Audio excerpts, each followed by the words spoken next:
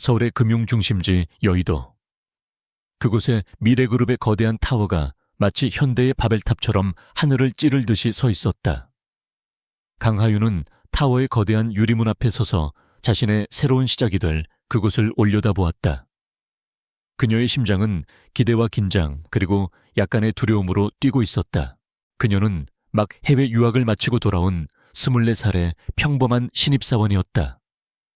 적어도 다른 사람들 눈에는 그렇게 보였다. 그녀는 유행을 따르지 않는 단정하고 심플한 정장을 입고 있었다. 일주일 전 그녀는 할아버지이자 미래그룹의 총수인 한태준 회장의 서재에 마주 앉아 있었다. 하윤아, 이제 유학도 마쳤으니 경영 수업을 받아야지. 기획실 팀장 자리부터 시작하는 게 어떻겠니? 할아버지는 그녀에게 가장 빠른 엘리트 코스를 제안했다. 하지만 하윤은 고개를 저었다. 아니요, 할아버지. 저는 맨 밑바닥부터 시작하고 싶어요. 할아버지의 손녀가 아닌 신입사원 강하윤으로서 이 회사를 배우고 싶어요. 그래야 이 회사의 진짜 모습을, 진짜 문제점들을 제 눈으로 볼 수 있을 테니까요. 그녀의 단호한 의지에 한태준 회장은 걱정스러운 한숨을 내쉬면서도 내심 자랑스러운 눈빛으로 그녀를 바라보며 마침내 허락했다. 다시 현재. 하윤은 인사팀 직원의 안내를 받아 그녀가 배정받은 마케팅 2팀 사무실로 향했다. 인사팀 직원은 그녀를 부서장 앞에 데려다주며 어딘지 모르게 불안한 표정을 지었다. 마케팅 2팀의 분위기는 이상할 정도로 조용하고 무거웠다. 모든 직원들이 자신의 컴퓨터 모니터에만 시선을 고정한 채 죽은 듯이 키보드만 두드리고 있었다. 그들의 중심에는 부서장인 박시진 팀장이 앉아 있었다. 그는 누군가와 통화를 하며 신경질적으로 소리를 지르고 있었다. 그는 하윤과 인사팀 직원이 앞에 서 있는데도 아랑곳하지 않고 몇 분 동안이나 더 통화를 계속했다. 통화가 끝나자 그는 귀찮다는 듯한 표정으로 하윤을 위아래로 훑어보았다. 인사팀에서 보낸 신입이 이 사람인가? 네, 팀장님.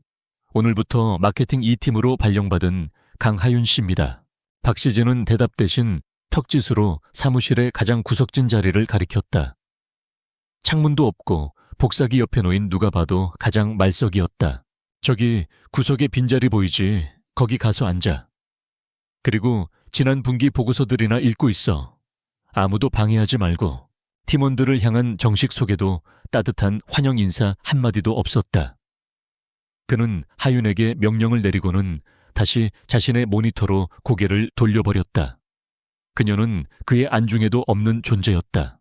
하윤은 묵묵히 고개를 숙여 인사하고 자신의 자리로 향했다.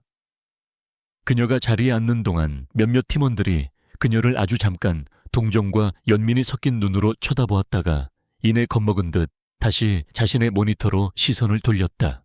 이 왕국에서 폭군의 눈밖에 나는 것은 곧 죽음을 의미하는 듯 했다. 하윤은 자신의 작은 책상에 앉아 산더미처럼 쌓인 과거 보고서들을 읽기 시작했다. 사무실은 키보드 소리와 간간히 터져 나오는 박시진 팀장의 짜증 섞인 고함 소리만이 전부였다. 그녀가 꿈꿨던 첫 출근의 설렘은 차가운 현실 앞에서 산산조각이 났다. 그때 그녀의 귓가에 박시진 팀장이 옆부서 팀장과 통화하는 목소리가 들려왔다.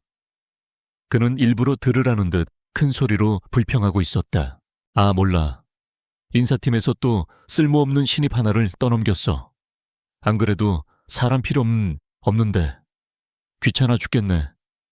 저런 애들한테 월급 줄 돈 있으면 우리 팀 회식이나 한번 시켜주지.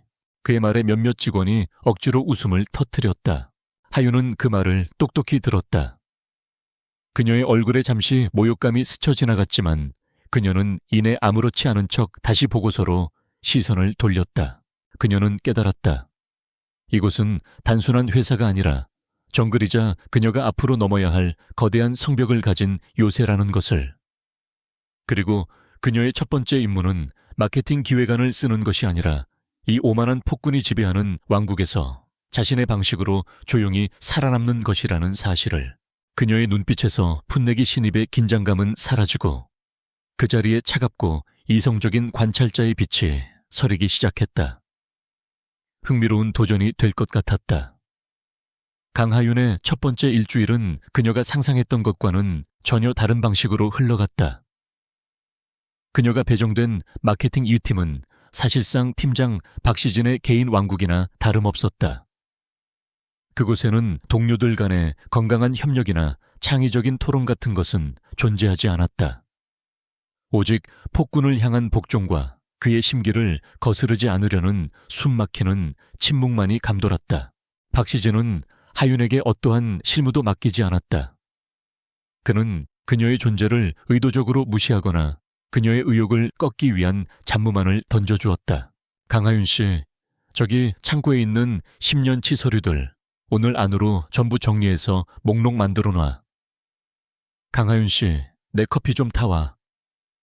원두는 케냐산으로 물 온도는 정확히 88도 맞춰서.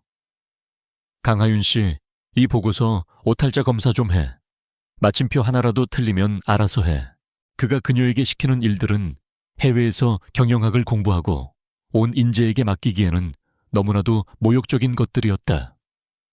그는 의도적으로 그녀를 고립시키고 그녀가 스스로 지쳐서 나가떨어지게 만들려는 속셈이었다. 그가 팀원들 전체 앞에서 그녀가 정리한 보고서를 집어던지며 소리치는 일도 다반사였다.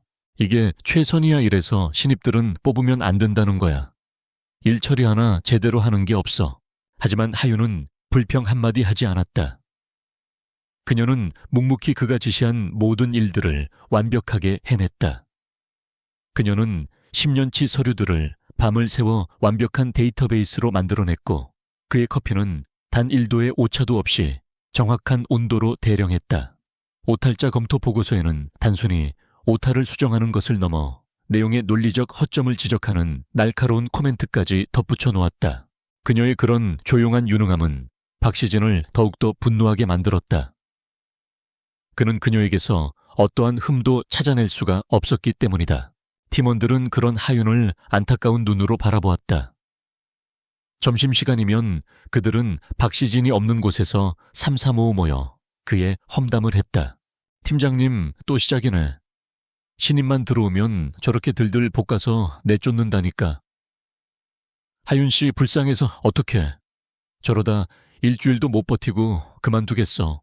팀의 막내인 선미 씨는 아무도 보지 않을 때 하윤의 책상 위에 몰래 초콜릿 하나를 올려놓으며 작은 목소리로 응원하기도 했다.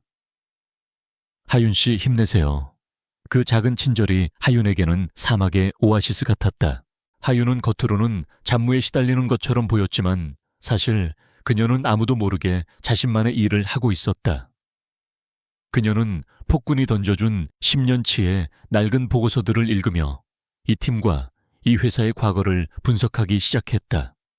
그녀는 수많은 훌륭한 아이디어들이 어떻게 묵살되었는지, 유능한 인재들이 어떻게 좌절하고 떠나갔는지를 보았다.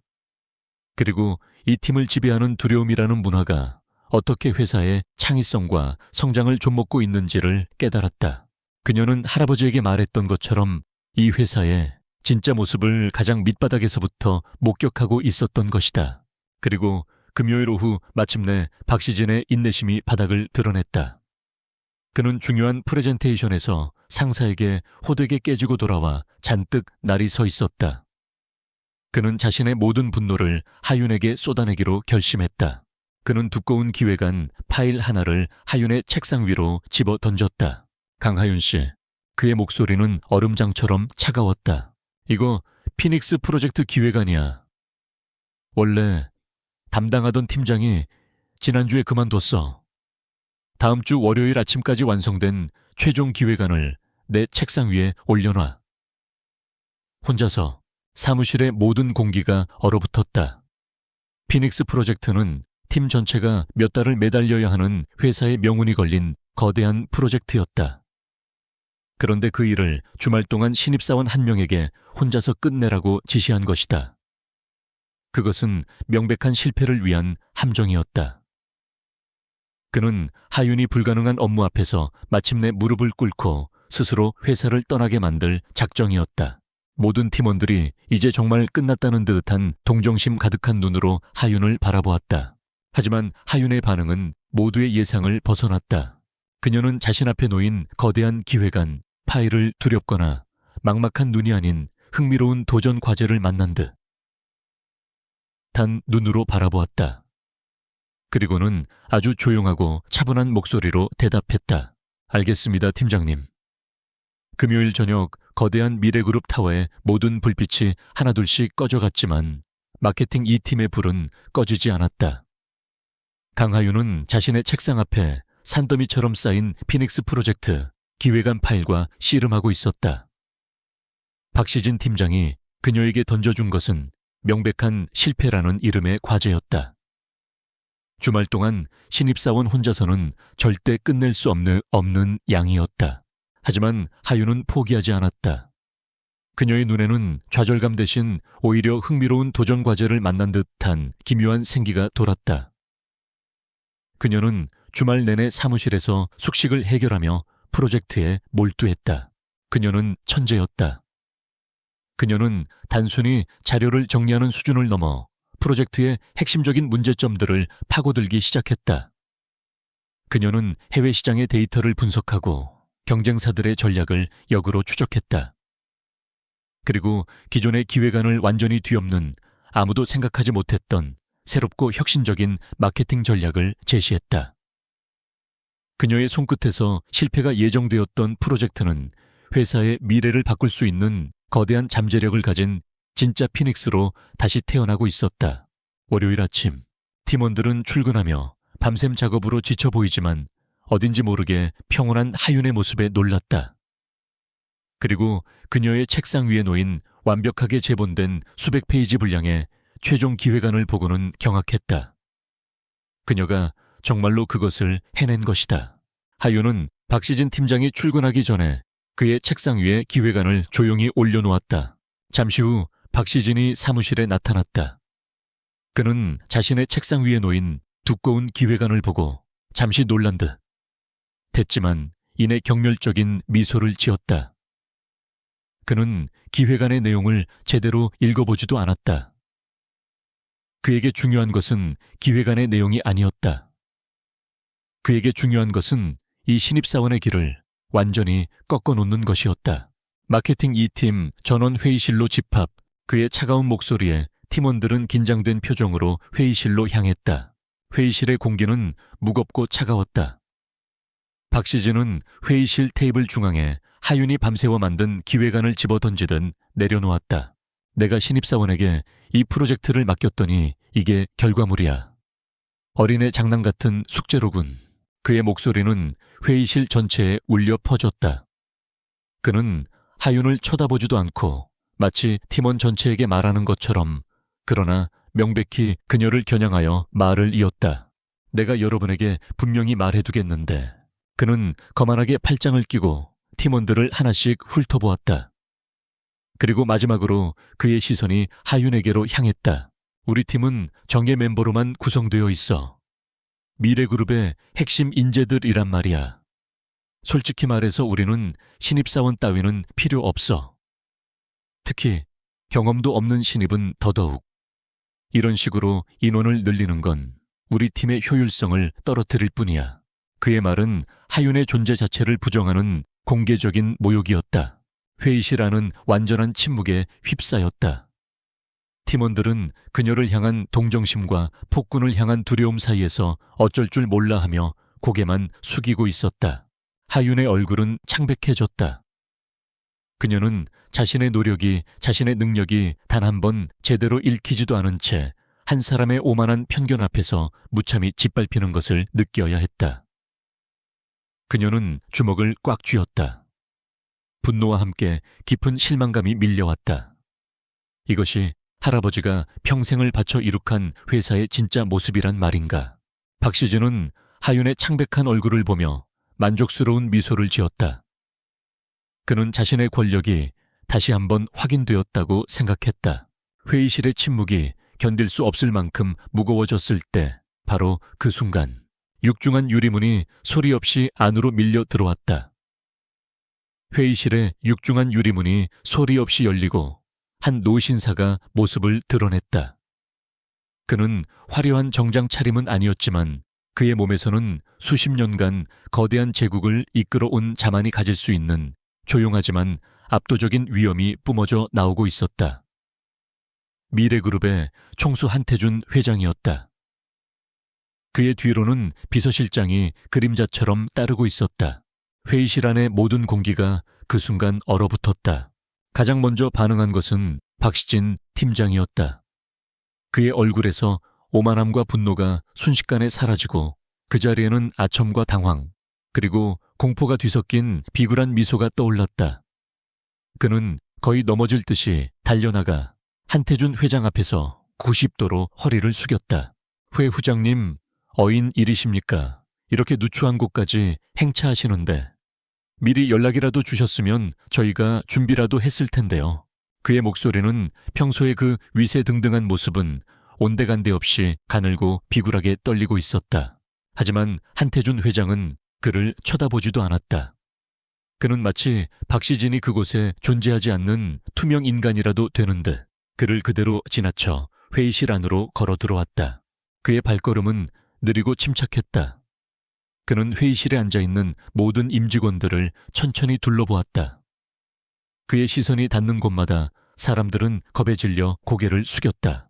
그리고 마침내 그의 발걸음이 회의실의 가장 끝 모욕감과 좌절감 속에서 고개를 숙이고 있던 한 사람, 강하윤의 옆에서 멈췄다. 회의실의 모든 사람들이 숨을 죽였다. 한태준 회장은 자신의 하나뿐인 손녀딸의 어깨 위에 따뜻하고 커다란 손을 가만히 올려놓았다.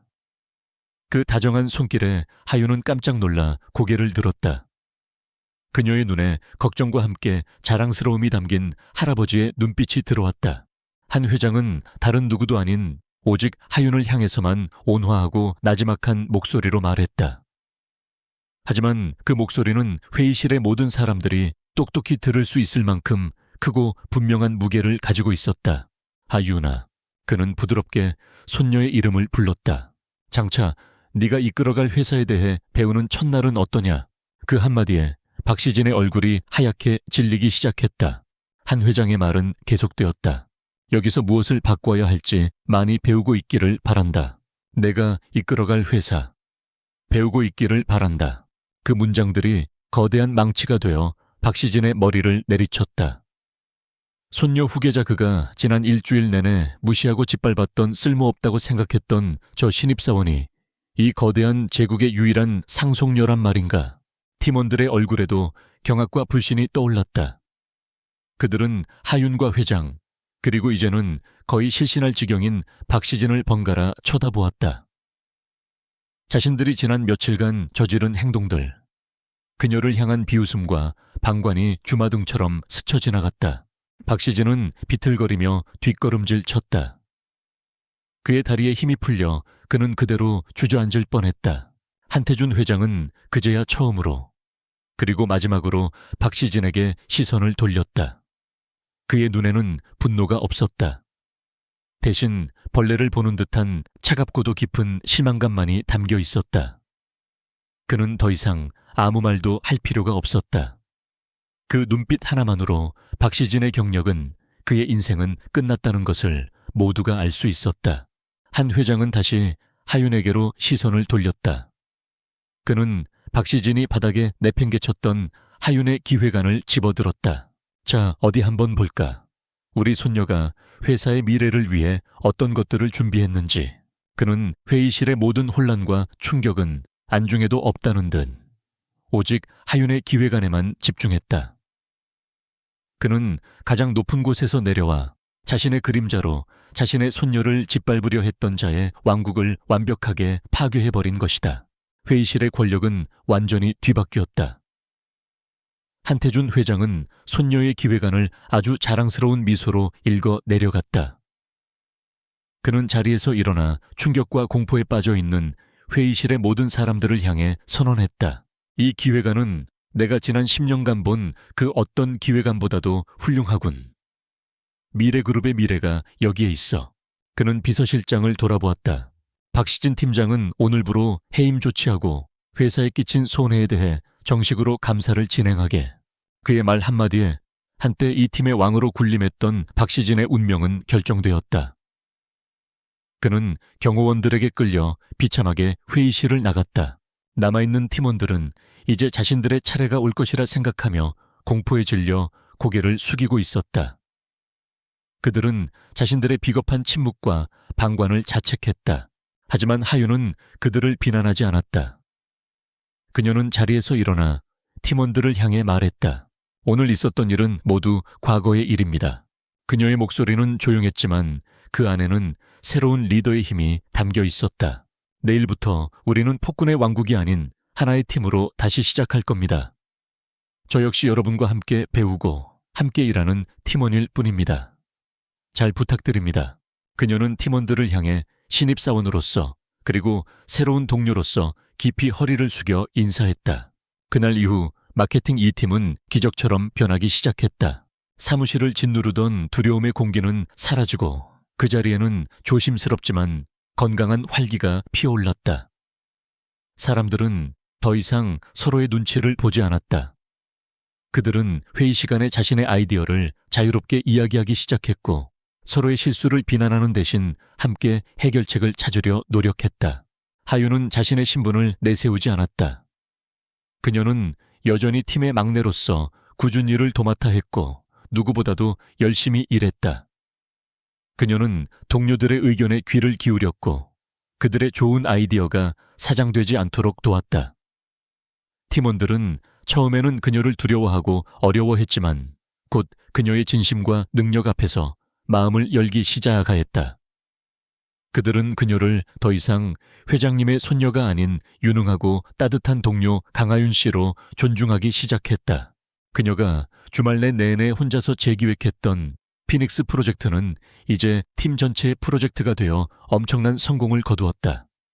마케팅 2팀은 회사 전체에서 가장 주목받는 팀이 되었다. 몇 달 후 프로젝트 성공을 자축하는 날 저녁 마케팅 2팀 사무실에는 예전에 그 숨막히는 침묵 대신 피자와 치킨 그리고 사람들의 즐거운 웃음소리가 가득했다. 하윤 씨 덕분이야. 네가 아니었으면 우리 팀은 공중분해되었을걸. 진짜 하윤 씨는 우리 팀의 구원자라니까. 팀원들은 이제 그녀에게 스스럼 없이 농담을 건넸다. 하윤은 그들의 칭찬에 쑥스러워하며 함께 웃었다. 그때 동료 선미 씨가 그녀에게 다가와 진심 어린 목소리로 말했다. 하윤 씨 고마워요. 당신은 프로젝트만 구한 게 아니에요. 우리 팀을, 우리 모두를 구했어요. 그 말을 듣는 순간 하윤은 모든 것을 깨달았다. 그녀는 할아버지가 자신을 왜 가장 낮은 곳으로 보냈는지, 그리고 이곳에서 무엇을 배우기를 원했는지를. 진정한 리더십은 가장 높은 곳에서 명령하는 것이 아니라 가장 낮은 곳에서 함께 일하며 사람들의 마음을 얻고 그들이 스스로 빛날 수 있도록 돕는 것임을. 그녀는 동료들을 바라보았다. 그들의 얼굴에는 더 이상 두려움이 아닌 자신감과 즐거움이 가득했다. 이것이야말로 할아버지가 그리고 그녀 자신이 진정으로 원했던 회사의 모습이었다. 자, 우리 모두의 성공을 위하여 한 팀원이 종이컵을 높이 들며 외쳤다. 하윤도 활짝 웃으며 자신의 종이컵을 높이 들어 올렸다. 그녀는 미래그룹의 상속녀가 아닌 이제 막 자신의 팀을 얻은 행복한 신입사원이었다. 그녀의 진짜 경영 수업은 바로 이 작은 사무실에서 가장 따뜻하고 새로운 방식으로 시작되고 있었다.